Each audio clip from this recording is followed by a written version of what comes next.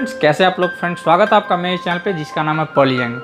तो फ्रेंड्स आज के वीडियो में मैं इस रिवर्स फॉरवर्ड स्विच के बारे में बताऊंगा। तो फ्रेंड्स इसके बारे में मैंने पहले ही वीडियो बनाया हुआ है, लेकिन आज ये फिर से इसके बारे में क्यों वीडियो बना रहा हूँ, क्योंकि आज की वीडियो में बताऊँगा कि इस रिवर्स फॉरवर्ड स्विच को मैं चेंज ओवर की तरह कैसे यूज कर सकते हैं। तो फ्रेंड्स बहुत ही आसानी से कर सकते हैं। तो इस वीडियो में इस चीज़ के बारे में तो बताऊंगा, फिर से आपको इसके रिवर्स फॉरवर्ड स्विच के बारे में भी थोड़ी सी जानकारी दे दूंगा कि इससे कि अपने मोटर को 3 फेज मोटर को रिवर्स और फॉरवर्ड में कैसे रन करते हैं इस स्विच के मदद से मैनुअली। तो ये 3 फेज का है फ्रेंड्स, और इसकी रेटिंग है 16 एम्पियर, मतलब 16 एम्पियर के लोड को हम इससे कनेक्ट कर सकते हैं और 440 वोल्ट 3 फेज। तो सबसे पहले इसको बताता हूँ कि देखिए फ्रेंड्स, ये आप सबने देखा होगा इस स्विच को। तो इस तरफ करते हैं तो हमारा रिवर्स में चलेगा, और इस तरह सेंटर में रहेगा तो ऑफ रहेगा, और इस तरफ कर देंगे तो फॉरवर्ड हो जाएगा। तो इसको ओपन करते हैं पहले। तो इसको ओपन करने के लिए पहले सबसे पहले ये यहाँ पे जो स्विच स्क्रू है इसको ओपन खोल लेंगे पूरा। स्क्रू खोल के इस हैंडल को निकाल लेते हैं। इस हैंडल को निकाल लिया, फिर इसको क्या करेंगे, ये अंदर यहाँ पे जो स्विच स्क्रू है इस स्क्रू को खोल लेंगे। इस स्क्रू को खोलने के बाद ये ऐसे ऊपर की तरफ से निकल जाएगा। इसको ऊपर की तरफ से निकालने के बाद इसको ये आगे की तरफ से खींचेंगे, इसको की तरफ खींचेंगे तो ये निकल जाएगा हमारा। आगे की तरफ खींचा तो निकल गया। तो फ्रेंड्स ये अंदर ऐसा सिस्टम है फ्रेंड्स। ये हैंडल लगा के आपको दिखाता हूँ। पहले हैंडल लगा लेता हूँ कि आपको समझ में आए। तो फ्रेंड्स सबसे पहले इसके कनेक्शन के बारे में समझते हैं। तो इसमें देखिए, हम अपना पावर का कनेक्शन जो हम इसको रिवर्स फॉरवर्ड स्विच की कनेक्शन कैसे करते हैं इसके बारे में बता रहा हूँ अभी। तो सबसे पहले अपना 3 फेज पावर जो है आर वाई बी इन तीनों पॉइंट पे कनेक्ट कर देंगे, बीच वाले पॉइंट पे। और इस तीनों पॉइंट से 1 2 3 इस तीनों पॉइंट से हम मोटर को अपने सप्लाई दे देंगे। यहाँ से भी दे सकते हैं मोटर को, और यहाँ से भी दे सकते हैं, किसी एक जगह से दे सकते हैं। दोनों जगह से देने की जरूरत नहीं है फ्रेंड्स। यहाँ से एक जगह से मोटर को सप्लाई दे देंगे। फिर उसके बाद क्या करेंगे कि सेंटर में रखेंगे तो ये मोटर ऑफ रहेगा। इस तरफ करेंगे तो एक डायरेक्शन में घूमेगा, और फिर इस तरफ करेंगे तो उसके दूसरे अपोजिट डायरेक्शन में घूमेगा।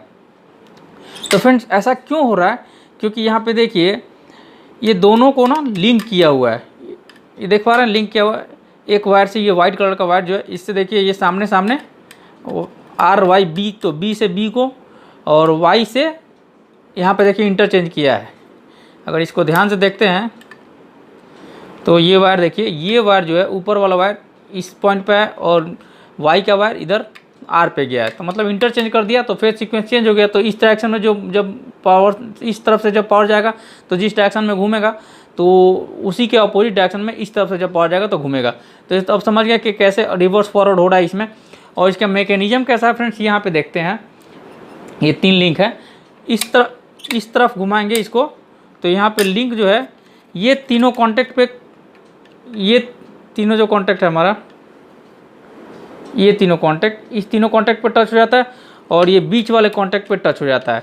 तो फिर एक डायरेक्शन में मोटर मूव करता है, और फिर दूसरी तरफ भी सेम इसी तरीके के 3 लिंक दे। यहाँ पे देखिए आप, ये 3 लिंक है।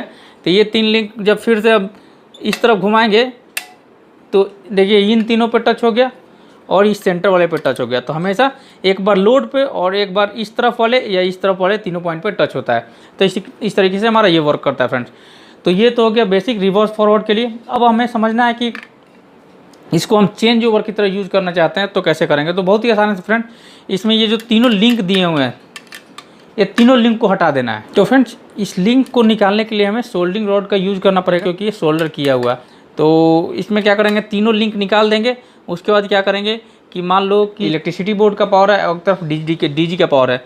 तो इसको कैसे यूज़ करना है, जैसे मान लो सिंगल फेज के लिए यूज़ करना है तो डीजी का पावर एक बार फेज यहाँ डाल देंगे, न्यूट्रल यहाँ डाल देंगे, और इलेक्ट्रिसिटी बोर्ड में फेज यहाँ डाल देंगे, न्यूट्रल यहाँ डाल देंगे, और यहाँ से फेज और यहाँ से न्यूट्रल लेके अपने लोड पे दे देंगे। मतलब यहाँ से एमसीबी हमारा मीटर से वायर आएगा, जो एनर्जी मीटर से वो आएगा एमसीबी पे, एमसीबी से वायर यहाँ पे आ जाएगा, और अगर डीजी से आ रहा है तो डीजी से आएगा एमसीबी पे, एमसीबी से फिर इस तरफ आ जाएगा।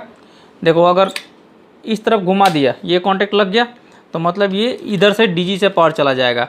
अगर इस तरफ घुमा दिया तो जीबी से पावर चला जाएगा, और यहाँ से लोड को कनेक्ट किया हुआ तो लोड में पावर चला जाएगा।